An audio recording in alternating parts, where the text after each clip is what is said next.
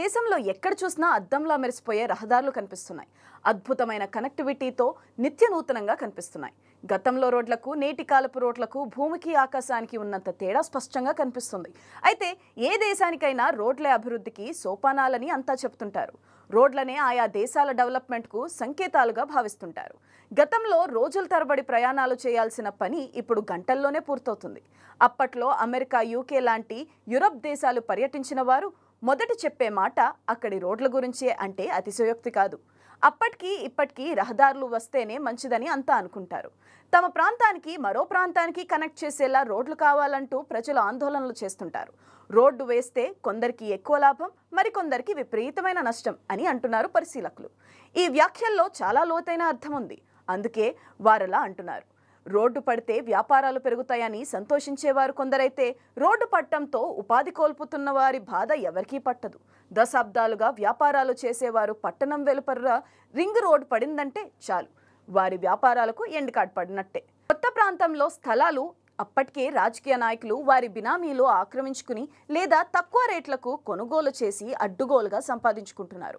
Road వేయడం ప్రగతికి సంకేతాలు అని ఉపన్యాసాలు దంచే రాజకీయ నాయకులు ఎప్పటి నుంచో ఓట్ల కోసం రోడ్లను తమ రాజకీయ అస్త్రంగా వాడుకుంటున్నారు.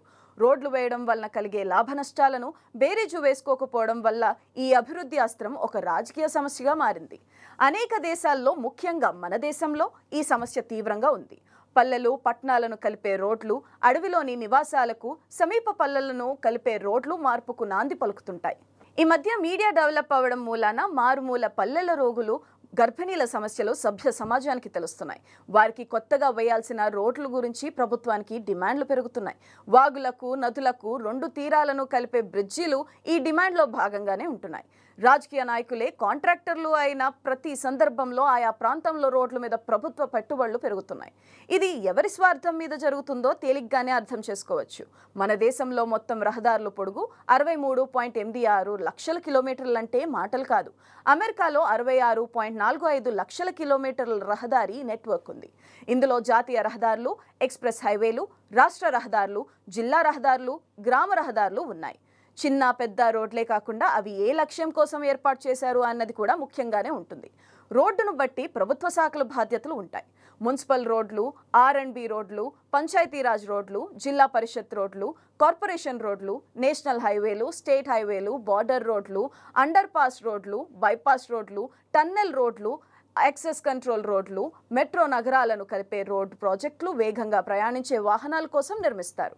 అదే బాటలో చిన్న పట్టణాలు, పల్లెవాసులు వాటిని ఉపయోగించకుండా వాటి పరిధిలో రోడ్డును ఎత్తుగా వేసి బ్యారికేడ్స్ కూడా పెడతారు.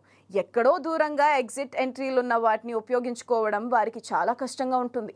మరి వారు పన్నులు కట్టిన డబ్బునే కదా రోడ్డు నిర్మాణానికి ఉపయోగించారన్న విషయం సామాన్యులకు తెలిసే అవకాశం లేదు. ఎక్స్ప్రెస్ హైవేలపై ఎద్దుల బండి, ఆటోలు లాంటి చిన్న వాహనాలు ప్రయాణించాలంటే అదో సాహసంగానే ఉండటం విచారకరం. మీకు తెలుసా, తెలంగాణ రాజధాని హైదరాబాద్ నగరం చుట్టూ కట్టిన ఔటర్ రింగ్ రోడ్ భారం దాదాపు 12,000 కోట్ల రూపాయలు. ఇదంతా ప్రజలకు సంబంధించి అప్పుగానే చెప్పుకోవాలి. కానీ దాని ఉపయోగం మాత్రం కేవలం కార్లు, లారీలకు పరిమితం చేశారు. అలాగే హైదరాబాద్ మెహదీపట్నం నుంచి ఆరంఘర్ ఎలివేటెడ్ రోడ్లు కూడా కొన్ని రకాల వాహనాలకే పరిమితం. శంషాబాద్ ఎయిర్పోర్ట్ వైపు ఉండే అతిపెద్ద PV నరసింహారావు ఫ్లైఓవర్ పైన కూడా అంతే. కార్లు, అనుమతించబడిన వాహనాలు తప్ప మరెవరూ వెళ్ళలేరు. మరి కొందరికే పరిమితం చేసే ఈ రోడ్లు మీ ప్రభుత్వమే కదా పెట్టుబడులు పెడుతుంది. ఇది ప్రజాస్వామ్య స్ఫూర్తికే నిదర్శనమనే భావించాలా అంటున్నారు సామాన్య ప్రజలు. హైదరాబాద్లో SRDP పేరుతో మొదట్లో తలపెట్టిన రోడ్లు కొందరు ధనికులుండే ప్రాంతాలకే పరిమితం చేశారు. ఆ రోడ్లు దశాబ్దాల దాకా చెక్కు చెదరకుండా ఉంటాయి. మరి సామాన్య జనం ఉండే వీధుల్లో మాత్రం గతుకుల రోడ్లే దర్శనమిస్తాయి. వాటికి ప్రతి సంవత్సరం వర్షాకాలం తరువాత కొత్తగా రోడ్లు వేయాల్సి ఉంటుంది. పైగా ఈ చక్కటి రహదారులను డిజైన్ చేయడంలోనూ కొందరు బడా రియల్ ఎస్టేట్ సంస్థల ఆలోచనలను అనుగుణంగా నిర్మిస్తున్నారు. మొన్నటికి మొన్న శంషాబాద్ ఎయిర్పోర్ట్ కోసం వేయాలనుకున్న మెట్రో రైలు మార్గం కూడా అలాంటి కుట్రల కోసమే డిజైన్ చేశారు. కొత్త ప్రభుత్వం దాన్ని పసిగట్టి సామాన్యులకు అనుకూలంగా ఉండే హైదరాబాద్ వీధుల్లోంచి డిజైన్ మార్చివేసింది. ఇది దేశంలోనే నగరాల్లో జరుగుతున్న పక్షపాత ధోరణికి ఓ ఉదాహరణ మాత్రమే. ఇది దేశం మొత్తంగా జరుగుతుంది. సమస్య ఒకటైతే పరిష్కారం మరొకటిగా రుద్దడం మన దేశ ప్రభుత్వాలకు అలవాటుగా మారింది. ఇవన్నీ మనల్ని పాలించే నాయకులకు తెలియవా అంటే వారే కదా చేస్తున్నారు అంటున్నారు పరిశీలకులు. ఎక్కడ రోడ్డు పడనుందో తెలిసిన వారు ఆయా చోట్లలో భూములు కొనుక్కుంటున్నారు, వెంచర్లు మొదలు పెడుతున్నారు. కోట్లలో ఆదాయం సమకూరుతుంది. ఇది బహిరంగ రహస్యం. ఏ పార్టీ అధికారంలోకి వస్తే ఆ పార్టీ నేతలు ఈ పనులు చేస్తున్నారు.